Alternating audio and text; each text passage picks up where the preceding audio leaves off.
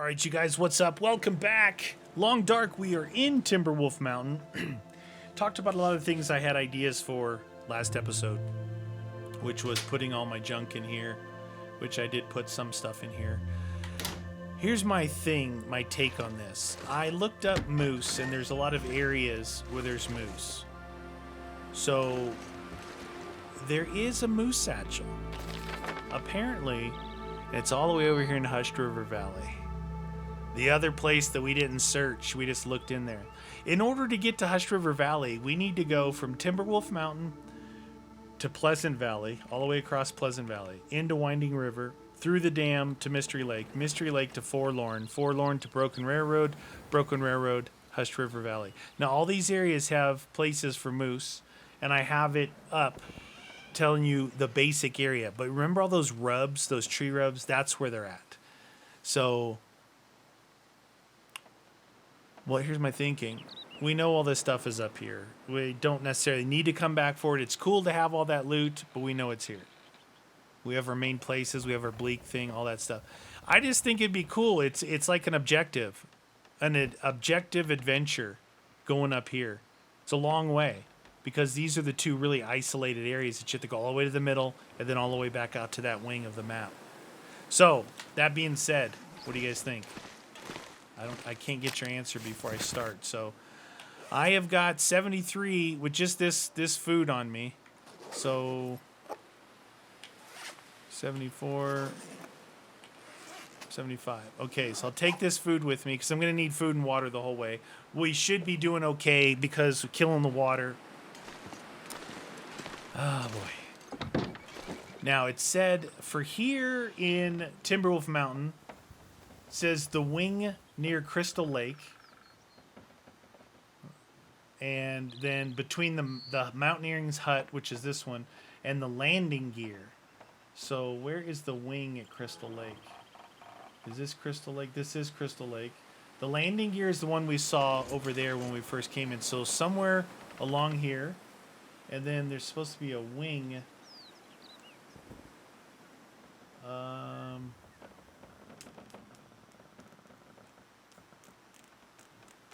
I have no idea where the wing is, so let's just go. So, can I? Oh my god! I'm like I can't hear the game volume. I rub my elbow against the cord that has the volume thingy on it. Like, why is it so quiet? I broke the game. So what do you guys think? You guys think that an objective adventure is good? Because we'll have two objectives. One, looking for moose the whole time. Two, trying to get the moose satchel like without having to make it. So we'll keep an eye on it. It's a ways to go. It's a long way to go. My thinking, maybe that's the wing there.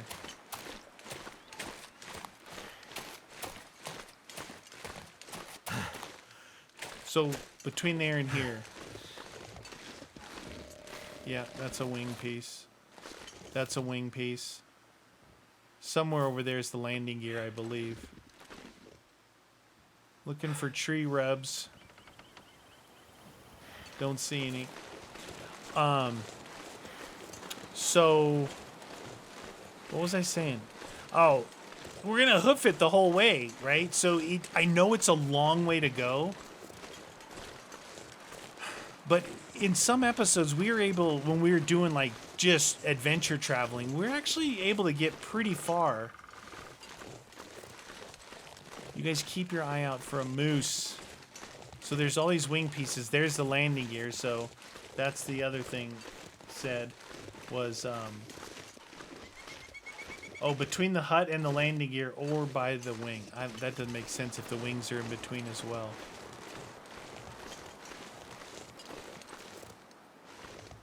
As soon as we see a moose, we could get killed. Apparently these things they don't bleed. They don't bleed out. They charge you like a bear. They freight train you. They trample you. They can fracture ribs. There's all kinds of... There's things that they can do to you that you can't use your bandages and stuff for. And then you're just going to have to deal with like broken ribs for I don't know how many days. For a while. For a while.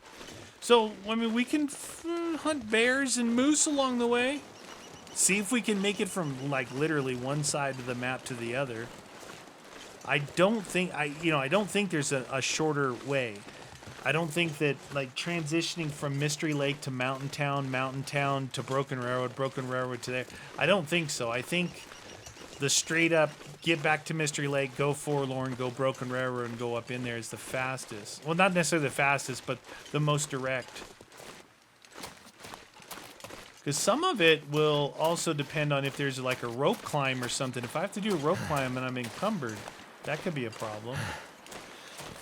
I remember we're all the way up here. Then we get into Pleasant Valley. We got to run all the way across Pleasant Valley. Now, a shorter cut would be if I could find another way down instead of going back around. So we'll have to go... Yeah, okay. You'll see what I mean when we get in here. This is the way, right? Am I going the right way? Yeah. Apparently. Leaving Timberwolf Mountain. Pleasant Valley region. Yay! It's so pleasant in here. No, it's not. Trying to remember, like, where we're at up here. I don't remember. I remember doubling back. Went the wrong way to the waterfall. We walked through that water. Someone said, hey, take off your clothes before you go through the waterfall.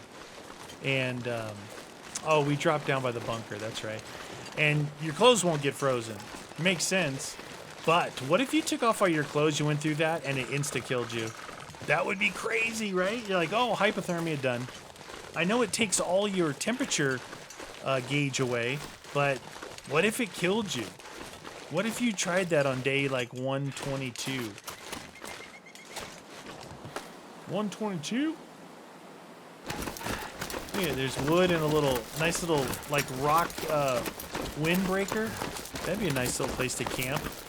Camping on the ledge. You wake up, ooh, forget where you're at, walk off the ledge. Whoopsie. Okay. So what I'm thinking is, you know, like down here, we went back to the left. I don't think I have. Anyway, we're way up here somewhere. So we went all the way around this way, then cross. I'm thinking about going this way, that way, where the plane was, and see if we can still get down. We were able to get down before, when the plane was here. Jeez.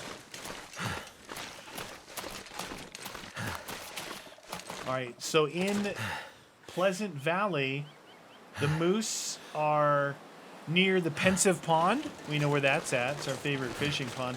And near Lonely Homestead. What the heck is... Lonely Homestead? Is that Molly's place?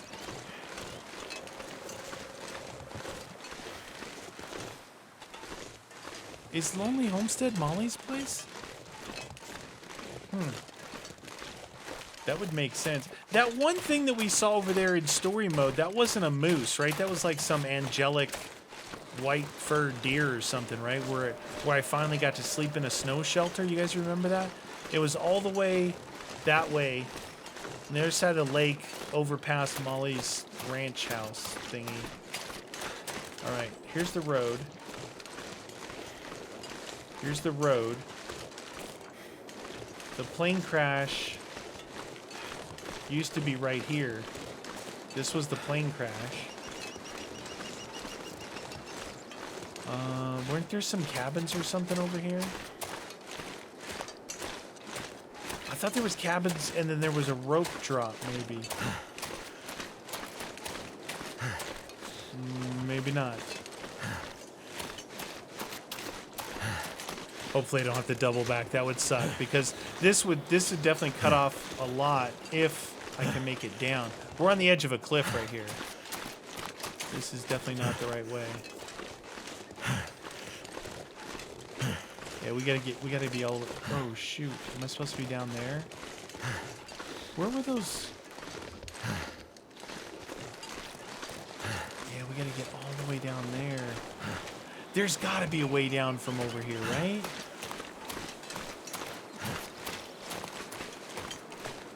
There must be a way down.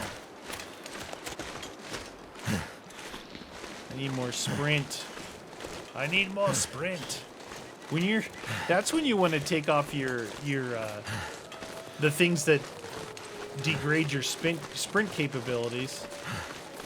But then you're susceptible to damage. That's the time I got attacked by a bear. I don't think I was wearing my coat. And when you take out the wolf coat, you're more likely to attack, right? I'm pretty sure this is where the plane crash was, off to the right over there. If that's the case, maybe it's up here where those houses are. Wait, the plane is still there. It's just not on fire. Okay, that's helpful. That's helpful, making me look like a fool, thinking the crash was just to my right and it's up ahead to my... I thought it was over here. It's alright. That means the cabins are up here. Now, we went through the plane crash and got around down. There was a path leading that way, but it looks like the door's closed. So that's only a story mode thing. And I think up by these cabins there was a rope. Do you think there's anything over here? The door is closed.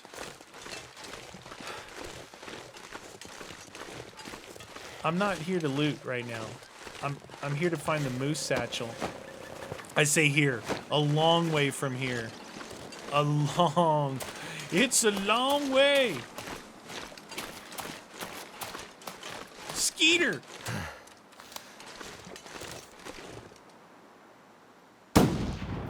That was a hit? They're totally malarkeying me.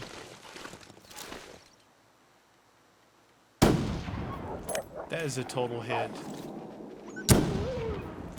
Dude, they are smoking something. They're smoking some hippie lettuce or something, man. Those first two were total headshots.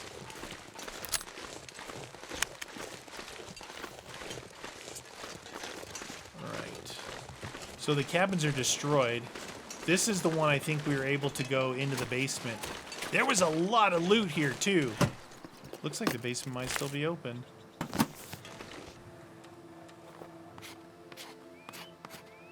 Might as well do a little chalk painting. Look. Remember the basement, huh?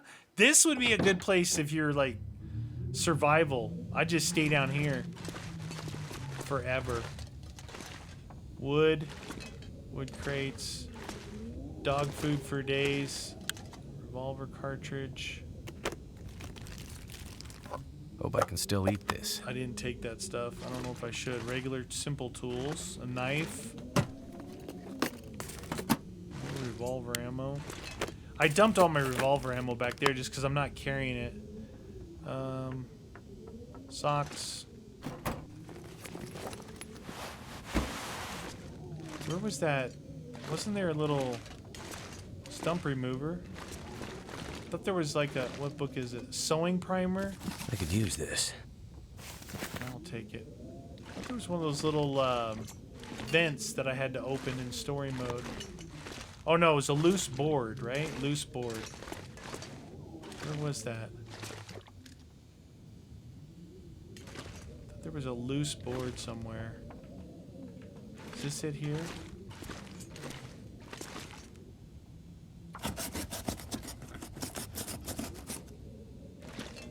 No?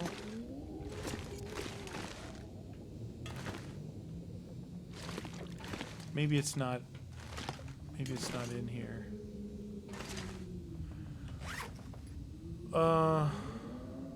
What the heck happened to these? Why are these ruined? Did they freeze or something? Oh shoot, I better take some of this stuff then. Huh. Those were the things I've been carrying from that mountaineering house. Let's get out of here. Meaty, you said you weren't here to loot. I know, I literally can't help it. It's like in my DNA or something. I don't know. You guys aren't like that? You guys like loot. Like, I play Fallout to loot. I play Fallout to loot. What have we here?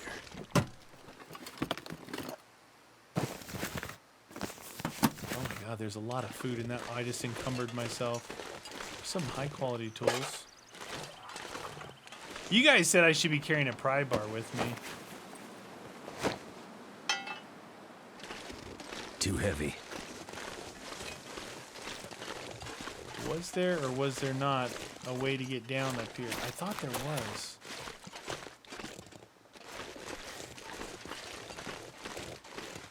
Shoot. Remember there was a rope somewhere. There it is. Found it.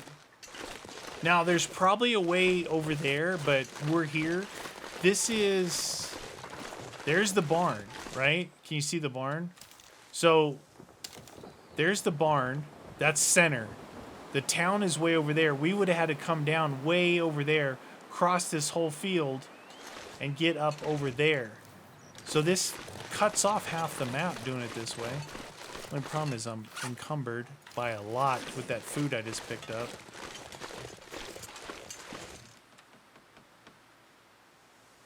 Dusty pork and beans. I can't believe those peaches were ruined. Is it because I set them on the shelf and they froze? Maybe. Ooh, pork and beans make you thirsty. Pork and beans, so thirsty. All right. We're literally gonna have to, oops, we're literally gonna have to drop something. All right, that's 2 pounds there. You know what? I know you guys said carry that with you. That's 1.65 pounds. I should really have these on me though. This is 1 pound. And yeah. I know you guys are right with the pry bar. You know, you're right. Let's see, what time is it? There's that. Getting a little tired. This might be a good time to set this down. And we can, first we will read this. Right? What I'm doing is not only reading this book, right? That's one thing I'm doing. I am gonna get my rest, and in doing that, I'm gonna eat and make myself thirsty. So I'm gonna be getting lighter weight. No more book, a little bit less food, a little bit less water. Right? That's my goal here. See how ingenious I am? I'm already good to go. I'm ready good to go. It's possible I could keep the pry bar. Pry bar is like only if I'm going to be looting like crazy, and I'm not really looking to necessarily loot stuff like that. Not right now. Except if I'm in Timberwolf Mountain. What if I get over there and there's those same types of things, you know? Like the things I have to hacksaw open. Hopefully, the way they did there, there'll be stuff in the local region. All right, we'll get our 12 hours. Sleep is healthy, I'm told. I don't subscribe to that. Meaning, I believe it 100%, yet I don't get enough sleep. I know.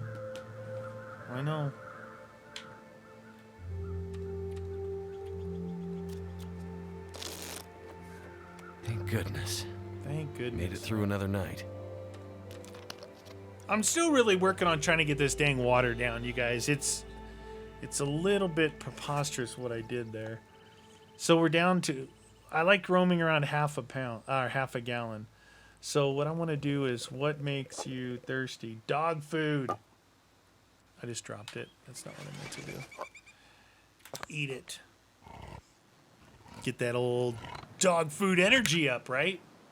No, I totally believe that sleeping is food, nutrition, and sleep is mandatory to a healthy body and mind, right? All right. Oh, geez, we're just barely there. Go down while we can. But that being said, I do not get enough sleep. And I'm going to tell you guys something. This is no exaggeration. I'm not pumping up these numbers. In the last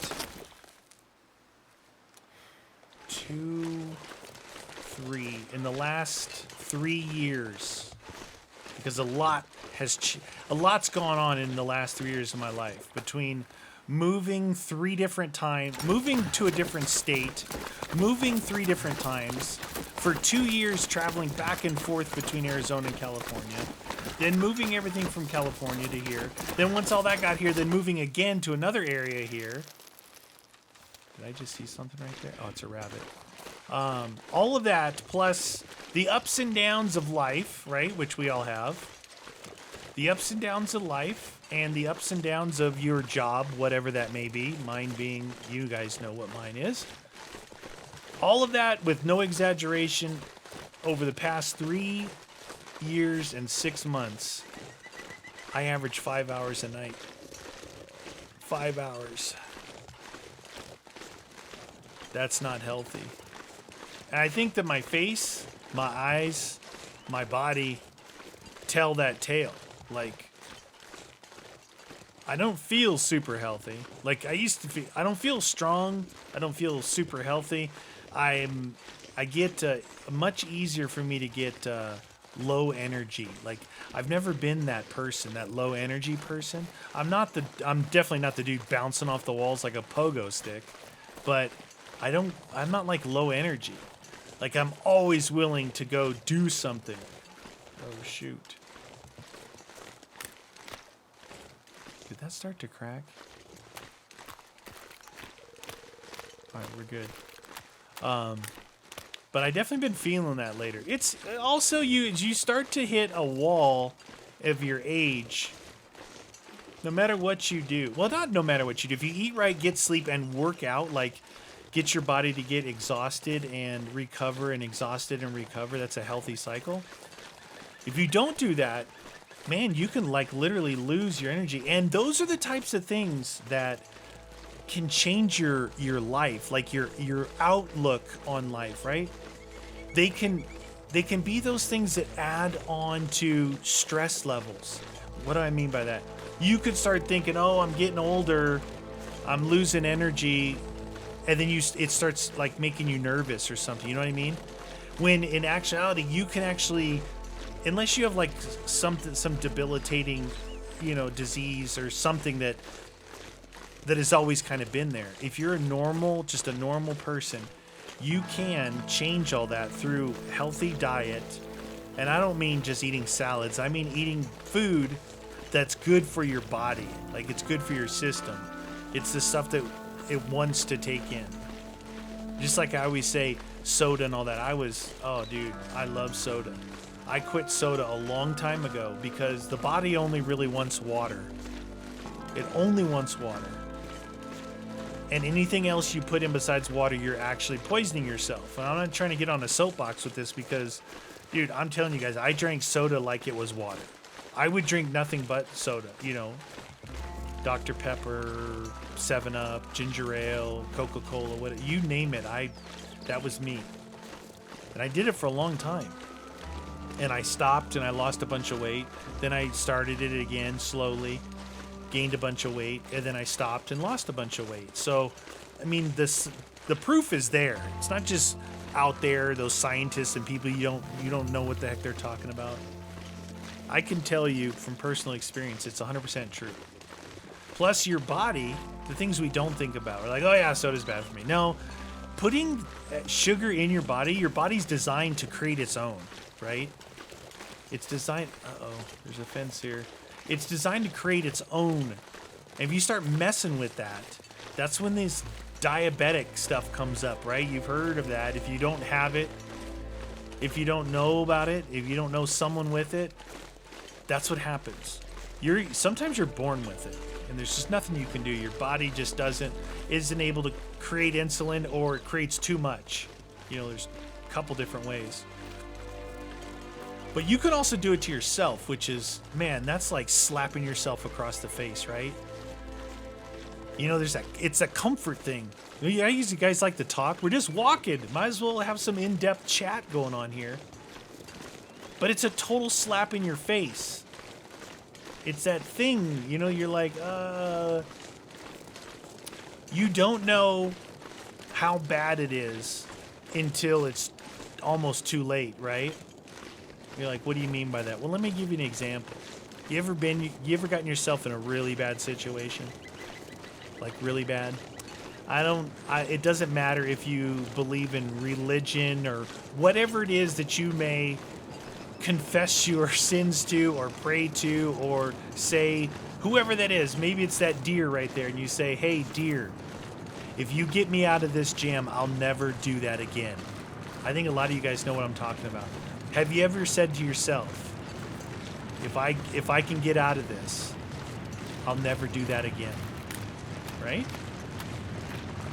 I've said that so many times in my life. If you've pushed the limits in any way, whether you got in an accident, you got hurt somehow, and you're in the hospital. If I can get through this, I'll never do that again.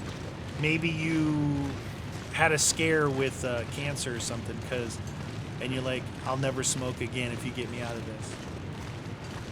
I don't even remember where this started, but that's when it's too damn late. And I'm not preaching, because I've told you guys, I've admitted that I've said that to myself 20, 30 times in my life. Not for the same reasons. Not like I'll never do it again, then I do it again, then I get in a situation, then I'll say I'll never do it. Not that. 20 different things. Well, if you're chugging, soda, and that might have been one of mine. The doctor said, listen, Chris, whatever you're doing, because the doctor only knows what you tell them. You say, no, I don't drink soda. I don't chew tobacco. No, I don't do any of that stuff. Doctor tell me, whatever you're doing, if you keep doing it, you will become a diabetic. All right, so this is a moose location. Pensive Pond is right there. I can't believe I walked right to Pensive Pond. That's so crazy. Keep an eye out for a moose. So here's what I'm getting at. If you are pounding soda, we're just using that as our example because most people do.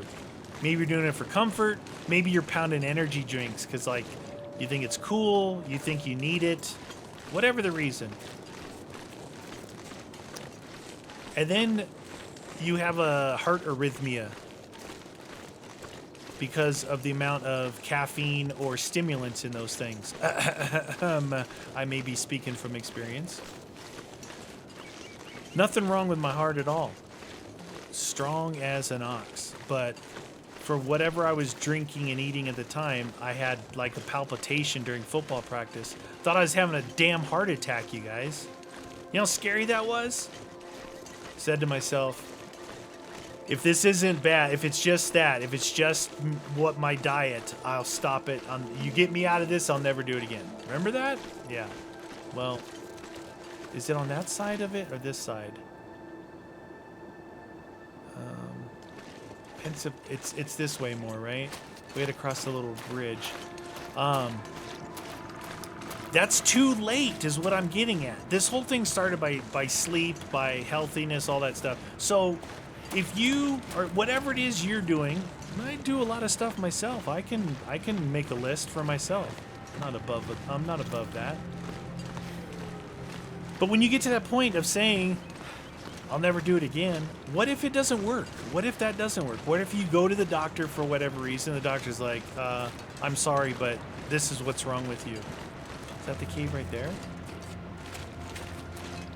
It's too late then. So, yeah, it's weird. Life is weird. Life is a weird thing. And just trying to pass on some of the... This isn't the cave, because it's up on a... I had to walk up like a little ridge to get to it. What cave is this? This is just a regular cave, right? It's a regular cave. It's down a little bit farther. Does that make sense? I'm trying to pass on... And I've done this during my whole YouTube career. If you're new to the channel and you think this is weird, well, I've done this through my whole career because I found that it has helped a lot of people in, whatever we decide to, whatever topic comes up that day. Is it up here? No. Is it? I just ran into a tree on foot. All right. Write that down on the list about me running into trees. Now I've run into a tree on foot. I think it's up there on that ledge. So by passing on, it's not like I'm not a teacher. I don't try and teach people anything. What I do is I pass on life experience and knowledge that I got from doing things right and doing things wrong. I'm doing things wrong right now. I just lost a bunch of weight. I was super excited. I'm like, yeah, look at that. And then I got off that diet. I haven't gone back to soda or anything, thank goodness. But because my sleeping habits are so bad, what's happening is my sleeping habits, those 5 hours over 3 years, 6 months, is that I stay up really late, like 2, 3 in the morning. And then I get up and start my day. Well, the other bad thing about that is when I stay up, I'm eating that whole time, right? I'm eating that whole time. So that's not good. That's not good at all. Do-ba-do-do. Oh yeah. Got ourselves a torchy. Leaving that wasn't bad across Pleasant Valley. Coming out of Timberwolf all the way across the Pleasant Valley in a half an hour. That's not bad. Oh, gonna have to set the torch down. Remember up here there's that little climbing thing? See if I can actually do it right this time. I'm 0 for 4. Let's just put it that way. I'm definitely 0 for 4. But that's a little something I can pass on to you guys. Especially, you think I'm saying that just because for older people. It's actually sleep for younger people is super important. I never wanted to sleep when I was younger. I would be outside until it got dark. I'm talking young. I had no one telling me what to do. That's both good and bad. But I would stay out till dark. Then I'd come home and then mess around, sleep, get up, leave. I just always want to be away from the house. You guys got that? You just want to be out on your own, doing your own thing. You can't get in trouble if you're not around. Let's put it that way. Oh shoot! I definitely didn't get this one. It's a little dead end here, or this one. That was a dead end, right? I took a wrong turn at Albuquerque. This way. I don't remember this cave. So get your sleep, you guys, if you can. I always thought I was missing out on life when I was younger. I always thought I was missing out on life. Like, oh, why sleep, man? I got things to do. People to see, places to go, right? But you need that dang sleep. I'm telling you, it's been wearing on me. Been wearing on me pretty good. I think, I talked about no New Year's resolutions. I don't do that crap. But for New Year's, I did say, you know what? I'm going to start trying to go to bed and being realistic, right? You have to be realistic about your goals. What do you mean by that? What I mean by that is, like, take, for example, stopping drinking soda, if that's your thing. You can't just maybe stop cold turkey. You got to wean off so you're successful. So with the sleep thing, for me, my way of being successful was, all right, you can't say you're going to go to bed at 10 p.m., get your 8 hours, and everything's square. No, instead of staying up till 2 or 3, let's say midnight. Let's give it a realistic cutoff so I can probably get 7 hours of sleep. So that was my thing, and I did it once. I did it like January 1st, and January 2nd, I was like, oh, well, I got these videos I want to finish up, and it's just so stupid, dude. It's so stupid. Didn't we cut across here? I think we cut across here last time. So, I think that, when someone's trying to teach you something, like a teacher at school or whatever, you're like, yeah, whatever. You're a little bit more hesitant. But when someone's just passing something on, say, hey, this is what I've experienced, I think it's like way more beneficial, right? That's why I always think it's been successful even on this platform here, having talks like this and passing on stuff that I've experienced. Because what I want to do is, if I pass on some like bad mistakes that I've made, and if maybe you're in the same thought, mindset at that time, you're like, wait a minute.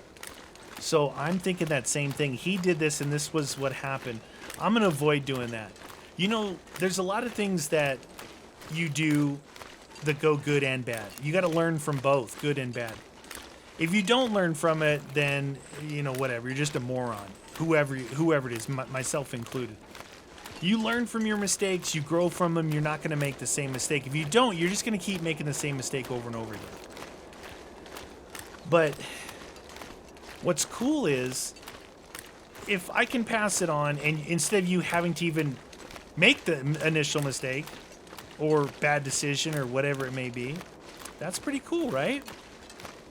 I think so. I think so. I didn't waste a bullet on this fool. Didn't I shoot him last time?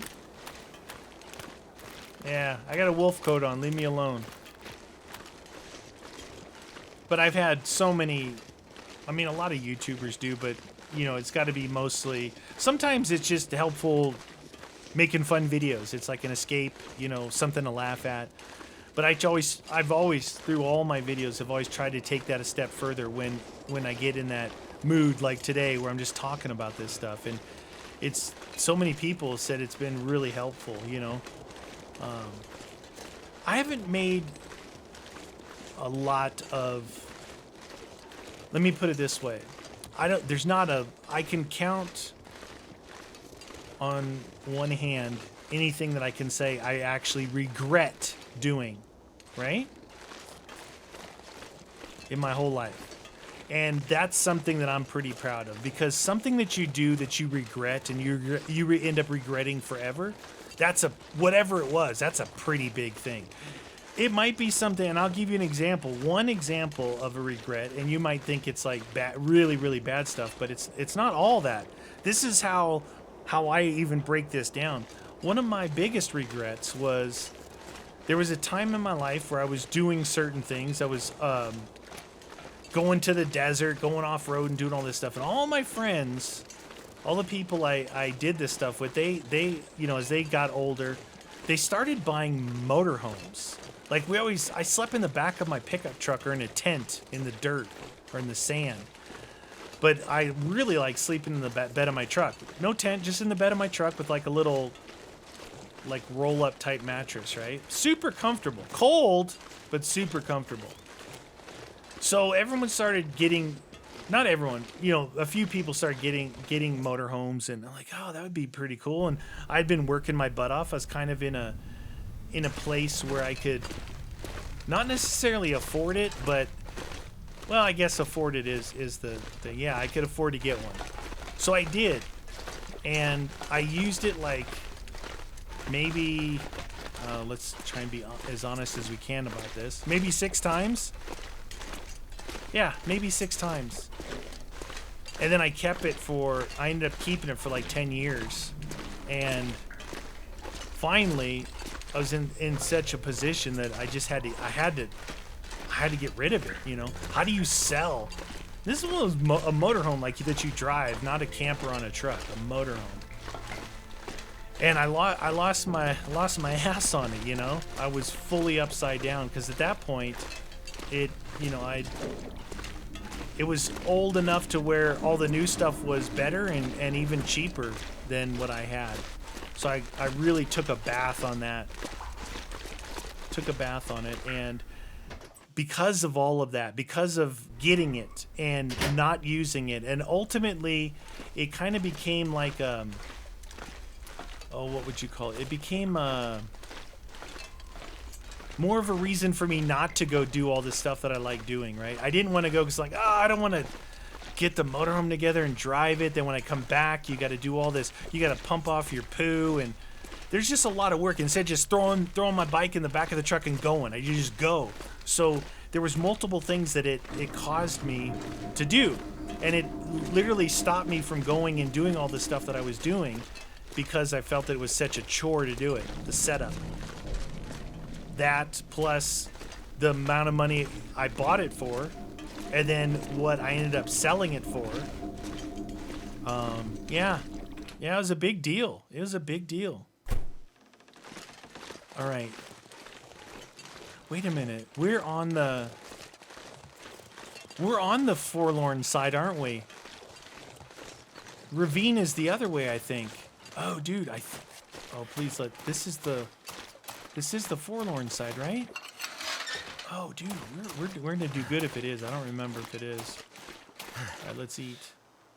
Let's eat some peanut butter. Let's eat some peanut butter. Tasty, delicious. Anyway, we're talking about regrets, right? Water. Sorry, been talking a lot. So that was one of the things where I said, oh, I can count my regrets on one hand.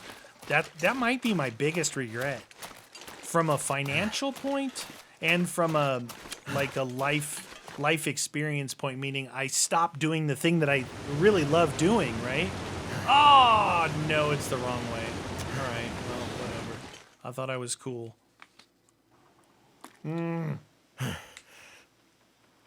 That's the ravine. We got to go Forlorn the other way.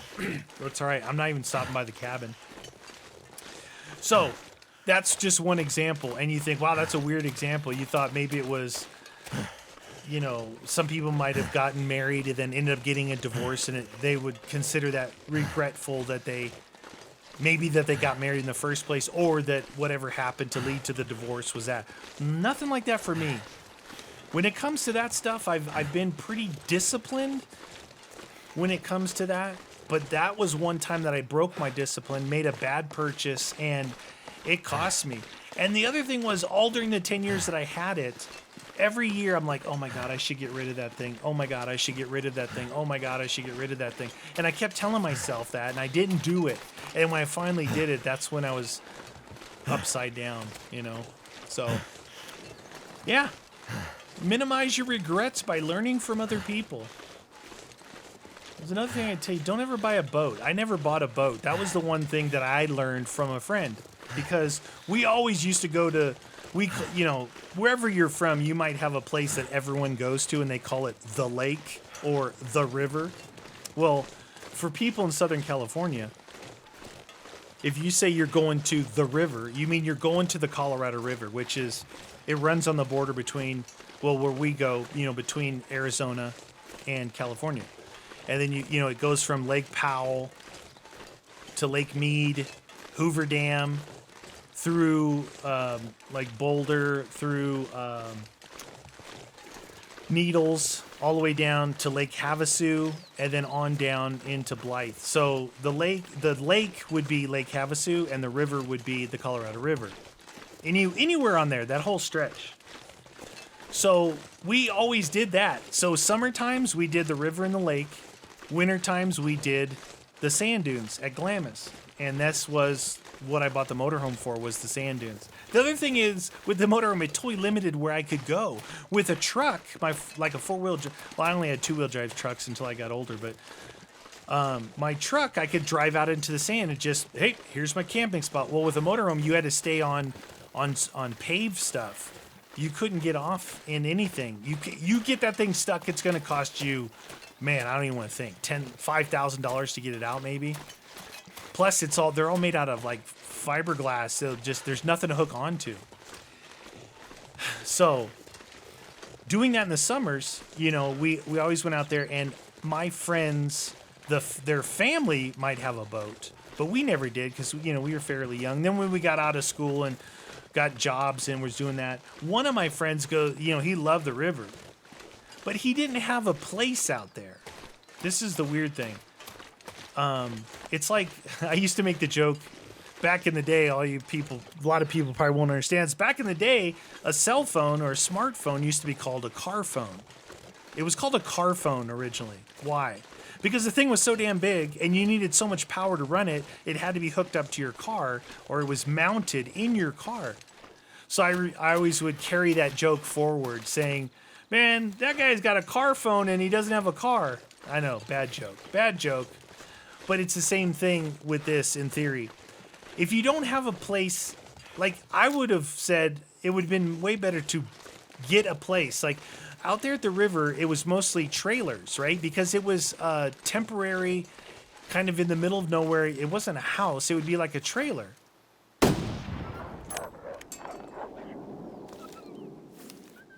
And, oops. It was underneath the thingy. That dude's gone. What about this guy? So instead of getting a place, that we could go to, you know, because we had jet skis. Jet skis are different. Those were, let's just say, a jet ski back then would cost you $2,000. It's a lot of money, but $2,000, right? Where a boat might cost you $10,000 or higher, depending on how fancy you want it to be. There's my house. We do need to sleep. I just run in there and sleep. So instead of getting a place, whatever. So what I learned from my friend was, don't buy a boat. The biggest problem is you can only use it on the water. And if you got to drive 4 to 5 hours to get to where the water is, and you don't have a place to keep it there because you don't have a house or a trailer or whatever where you would store your boat, doesn't that seem ridiculous? Now, if you live on a lake, totally different. Totally different. If you get a little, I'm not talking about boats to go fishing. I'm talking about motor boats. I'm talking about motor boats, right? All right, we're good on that. Let's see, time-wise, let's hang out for about 4 hours. So anyway, what I learned was a boat is a bad investment in that situation, right? So I never even thought about getting a boat, even though I would have loved to have one. Just a small boat with a big old motor and headers coming out of it. Whoa! Just racing up and down the river. Oh, it's so much fun sounding, right? Yeah, but no, don't do that. So if I can pass that on, if you're thinking about getting a boat, honestly, what I've really learned, and this is something that you might have to learn as you get older, like a lot older. I didn't learn this till later in life, and it may be more prevalent now with the way younger people do things. If you want to do something, rent it. You want to go to the lake and have, quote, your own boat that you get to drive? Rent the damn thing. Rent it. Don't buy it. It's just stupid. Stupid. Give her that peanut butter. Let's see. Work on this MRE, I guess. Work on the old MRE. This has been a good talk, man. I actually enjoy talking about this stuff, passing on information for you guys. But yeah, boat. I'm not going to wait anymore. I think if we get outside, we'll be able to see.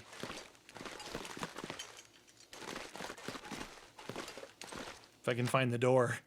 I almost couldn't find the door. Oh, shoot. It's nasty out. Good thing I know where we're going. So yeah, mine was the motorhome. And so when I got rid of that motorhome, it was just before I finally decided to leave California and move to Arizona. So I needed, 1, to get rid of that eyesore. 2, I needed to try and recoup some money from it to afford to do something.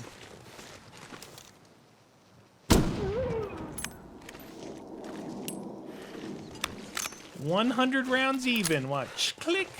Nice. Well, 100 plus what's in the gun. So, yeah. That's my little information to you. You want to go ride? Rent a dirt bike. You want to go... Now, what if you go ride and you've never done it before? I've done it all my life, and most of it has been on really crappy pieces of junk, but it didn't matter to me because it was fun, right? It was so much fun just riding in, I'm talking about dirt bike riding, and then quads and all that stuff, and eventually, if you want to get one of those little side-by-sides or whatever, but rent it first.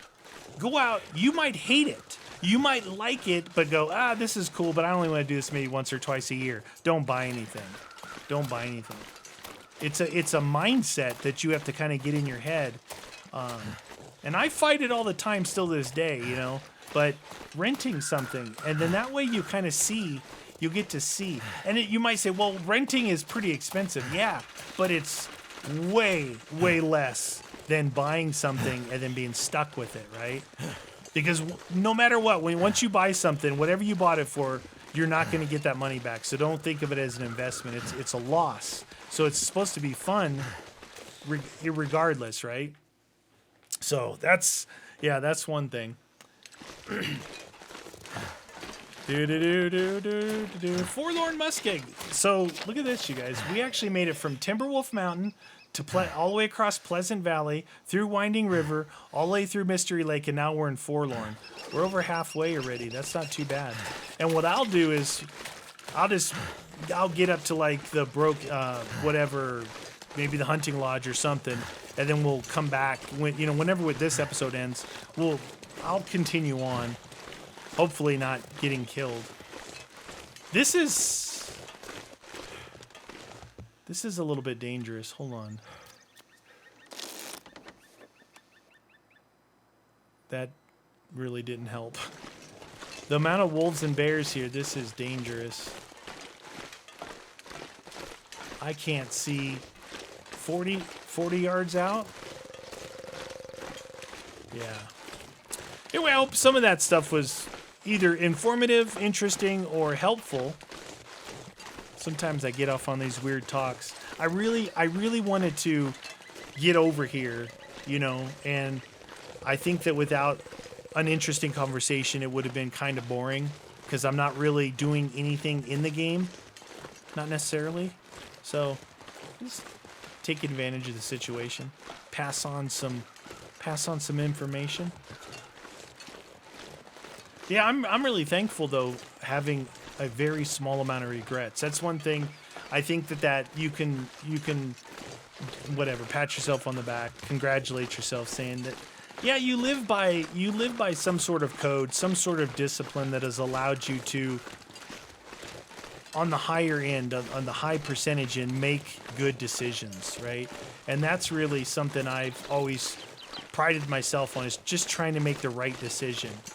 And I tell you, and I've always, people ask me, how do I do this? How do I do that? No matter what it is. I tell you, I always come down, we were doing like a top 3 or top 5, and I balance is the one major thing in everything. I forget, we came up with some number 2. It may have been what I'm going to say right now, but sacrifice, right? Balance and sacrifice. I don't remember if there was a different one that I already came up with, but balance is number 1. You might be like, well, what do you mean by balance? Balance. Anything that's out of balance will mess it up. And you can ask me anything. What do you mean balance, like food-wise? Well, I don't know. The balance of healthy to bad food that you eat. The balance of the amount of food. Or gorging yourself. Things like that. The balance of always wanting to party versus study. Right? These are the things I'm talking about. And what goes hand in hand with that, what makes balance achievable, is sacrifice. And sacrifice is a weird word to use in a lot of these contexts, but sacrifice. All right. I'll give you an example. So when I was at a certain age where everyone was partying all the time, right? They were spending their money, going out to dinner, going out and, you go to the bar and you spend, I don't know, 50, 60, 70 bucks. Depends on if you're buying drinks for other people. You do that 2-3 times a week, man, you're broke. So I would go out once a week because I had a full-time job. I was working my butt off. And the more I worked, the more I saw how hard it was to earn money, and I didn't want to just throw it away on some random dollar drink night or whatever, Still do it. So that's the sacrifice. I sacrificed having fun for working. So you see, I struck a balance with working and having fun. I struck a balance with how I struck that balance is through sacrifice. And sacrifice comes in a lot of ways. It could be sacrificing your own point of view in an argument, saying, listen, is this argument worth it? Like, say you're arguing with your best friend, your teacher, your boss, your girlfriend, boyfriend, husband, wife. Say you're arguing with them. And if you can actually take a step back, like literally take a step back and go, dang, why are we even arguing about this?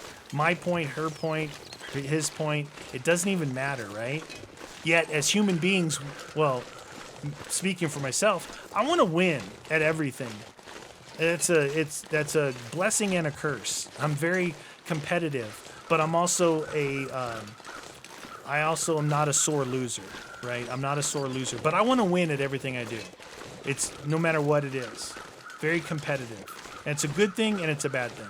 So if you're in an argument, I want to win, but I've also been able to develop the discipline to take that step back and go, you know what? This is not something that needs winning or losing. This is not worth the headache and heartache that could be causing to the other person, trying to make me be right and you be wrong. All right?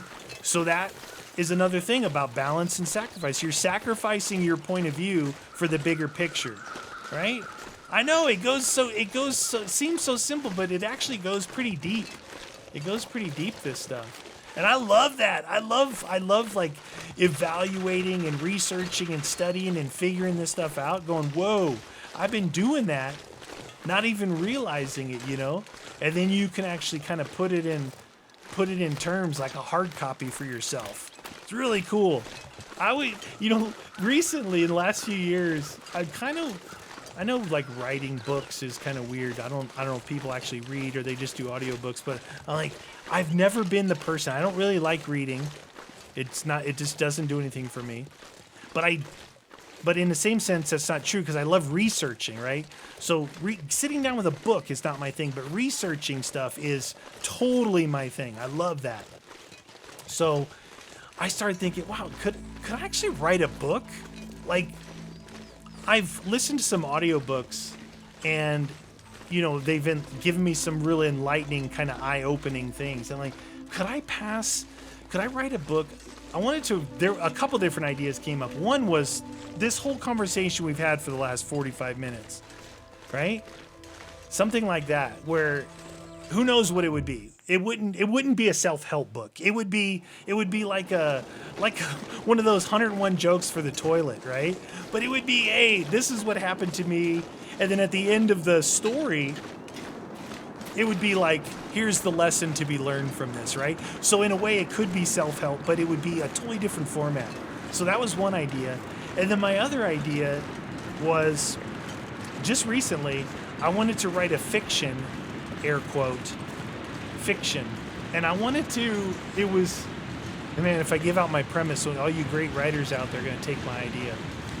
But it just came to me because of, like, in the United States, these dang elections are going on right now, and primaries and stuff like that. And the state of the people, you know, us versus them. I hate them. I hate this person. I don't like those. I want to do this. I don't want to do that. I want to ban guns. Like, all these political topics, and the news media and social media. I wanted to write a book, like, and it was going to be. My premise was, there was this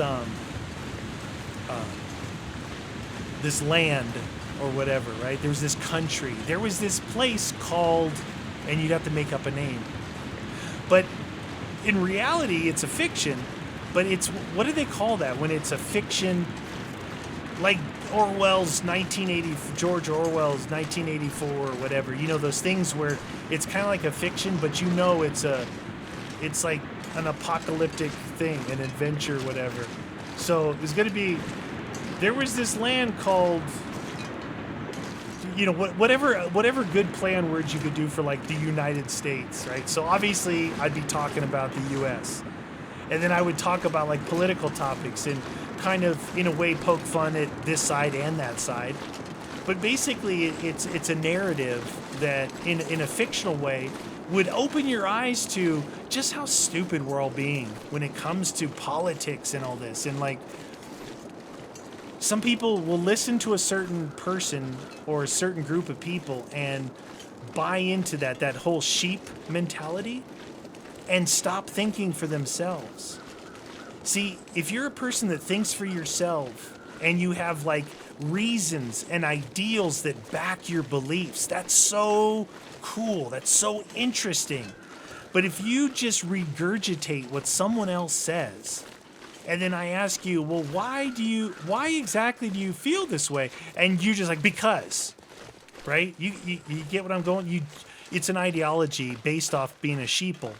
You're just regurgitating someone else. And it's dangerous to do that because the intentions of the person that you're regurgitating usually are not good. They're narcissistic and self-fulfilling. And the more people they can get to regurgitate what they say, the more that person gains in whatever their own personal gain is going to be. But if you feel certain ways and it happens to disagree with am I going the wrong? I'm going the wrong way. Dang it! If you can back it up, then that's great. It's just like, cool. That's the way you feel. It's different than it's opposed to the way I feel, but you have your reasons. I have my reasons, and I can appreciate that. But I can't appreciate regurgitating someone else just because how old you are and that's the popular thing, or the group that surrounds you at work and that's the popular thing. Dang. Be independent, stand on your own, have your own beliefs. That's what the world needs. The world needs people to have their own ideas, right? And reasons why they have their own ideas. Not this made-up ideology regurgitation of some 80-year-old, billionaire that's telling you this, that, and the other thing, right? So that was my premise for the book, and I was going to go through because I was watching some documentaries and I got some information that was just mind-boggling. It was one of those things that like 20 years ago, someone said something and it came true. It's like, those not prophets, but the prophecies that were made by psychologists and stuff, and they come true. Or you can kind of take it and kind of mold it to being really close to being true. Wow. I heard some stuff and that's what really prompted me to want to write a book. And I have no idea how to do it. I don't know how to write a book. But you know what I'd love to do? What would be really fun is, let's say I wrote a book, right? What I love about audiobooks is if there's something I want to know, like air quote, read or hear, it means I like the author. And when the only audiobooks I ever want to listen to are the ones that are narrated by the author of the book. And then it's like real because you're actually like listening to a lecture or whatever. So what would be fun, not really necessarily, well, probably writing the book and getting that information out there, but doing the audiobook version and having me narrate it because it'd be doing what I'm doing right now. And I could, use my tone and fluctuation in voice and all of that. Actually, what would be best would be video because I love video and seeing expressions. You can really get the context of what someone is saying when you can hear their tones in their voice and see their expressions and their gestures that they're making. It brings everything into context. You ever texted someone something and they're like, what the, they totally read it wrong because they took it out of context? The written word has no context. The spoken word has context, right? And when you add in hearing and sight to that, you get exactly what that person is saying. Wow, dude, this has been so deep. I need to go take a nap. That's it, you guys. If you made it this far, let me know down in the comments what you guys thought about the conversation. Maybe it was totally boring and you checked out and you never made it here. But if you did, let me know. I'm interested to see what you guys have to say. Thanks for watching, you guys, and listening.